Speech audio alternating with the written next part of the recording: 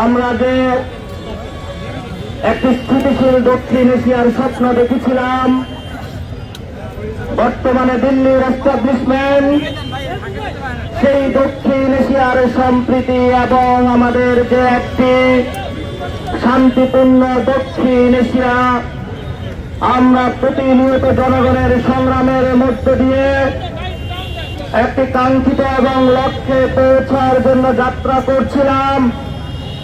ঠিক সেই সময়ে হিন্দুত্ববাদী যে সংগঠনগুলো রয়েছে তারা দিল্লির মসনদ দখল করে দক্ষিণ এশিয়ার সম্প্রীতি এবং শান্তি প্রতিনিয়ত বিনষ্ট করে চলছে। গতকালকে আমাদের প্রতিবেশী আগরতলা উপহাই কমিশনে দিবালোকে হিন্দুত্ববাদী যে সংগঠনগুলো বাংলাদেশের সার্বভৌমত্বের উপর আঘাত করেছে তা সুস্পষ্ট ভিয়েনা চুক্তির লঙ্ঘন। আমরা যারা ইন্টারন্যাশনাল কমিউনিটি রয়েছেন, বিশ্বে যারা শান্তিপ্রিয় মানুষ রয়েছেন, আমরা তাদের প্রতি উদাত্ত আহ্বান জানাচ্ছি।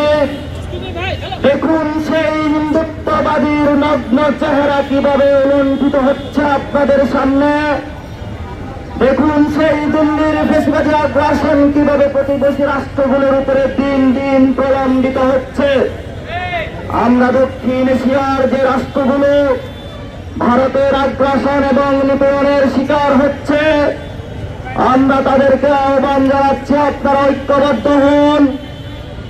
আমরা ভারতের জনগণ এবং দক্ষিণ এশিয়ার যারা শান্তিপ্রিয় মানুষ রয়েছেন আপনাদের কাছে আমরা আহ্বান জানাচ্ছি ঐক্যবদ্ধ হন।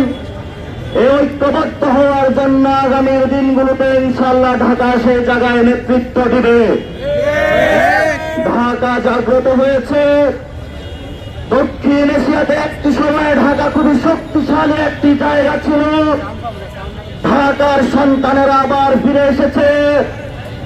ঢাকাকে আবার বিশ্ব মঞ্চে আবার জায়গা করে দেওয়ার জন্য এই তরুণ যুব যারা ছাত্র সমাজ রয়েছে তারা ঐক্যবদ্ধ হয়েছে এবং আগামী বিশ্ব মঞ্চে ঢাকাকে একটি ঐতিহাসিক জায়গায় তারা নিয়ে যাবে।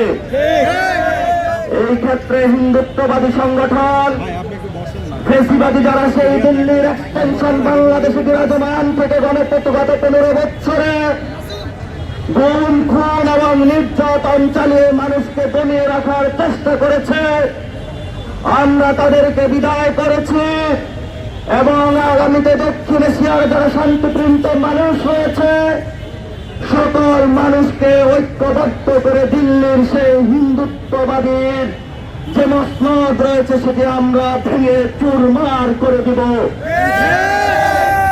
আমরা ইন্টারন্যাশনাল যারা কমিটি রয়েছেন তাদেরকে উদাত্ত আহ্বান জানাচ্ছি। আপনারা দেখেছেন কিভাবে দিবালোকে বাংলাদেশের হাই কমিশনে যে নগ্ন হামলা হয়েছে তা সুস্পষ্টত ইন্টারন্যাশনাল যে আইন রয়েছে সেটার লঙ্ঘন। আপনারা যদি সেখানে ব্যবস্থা নিতে না পারেন, আন্তর্জাতিক যে মোড়লরা রয়েছেন আগ্রাসনবাদী শক্তিকে যদি কমাতে না পারেন, বিশ্ব শান্তি শৃঙ্খলা সেখানে নষ্ট হবে। আমরা বিশ্ব শান্তি শৃঙ্খলা ফিরিয়ে আনার জন্য আমরা দেখেছি ইরাকের উপরে কিভাবে নগ্ন হামলা হয়েছে, সিরিয়ার উপরে কিভাবে নগ্ন হামলা হয়েছে। এখন তাদের চোখ পড়েছে দক্ষিণ এশিয়ার বে অফ বেঙ্গলের মধ্যে। আমরা এই যে পলিটিক্সের জায়গা থেকে দক্ষিণ এশিয়ার শান্তিপ্রিয় মানুষদেরকে ঐক্যবদ্ধভাবে আগামীর সকল ষড়যন্ত্র মোকাবিলা করার আহ্বান জানিয়ে এবং বিশ্ব মঞ্চে যারা শান্তিপ্রিয় মানুষ রয়েছেন তাদেরকে ঐক্যবদ্ধ হওয়ার আহ্বান জানাচ্ছি। আগামীতে বাংলাদেশ নিয়ে যদি কোনো ষড়যন্ত্র হয়, বাংলাদেশের শান্তিপ্রিয় জনতা যারা রয়েছেন, ছাত্রবৃন্দ যারা রয়েছেন, আপনারা ঐক্যবদ্ধভাবে মাঠে থাকবেন। আমাদের লড়াই চলবে। সবাই সমস্যারে বলে দিল্লি না ঢাকা, দিল্লি না ঢাকা।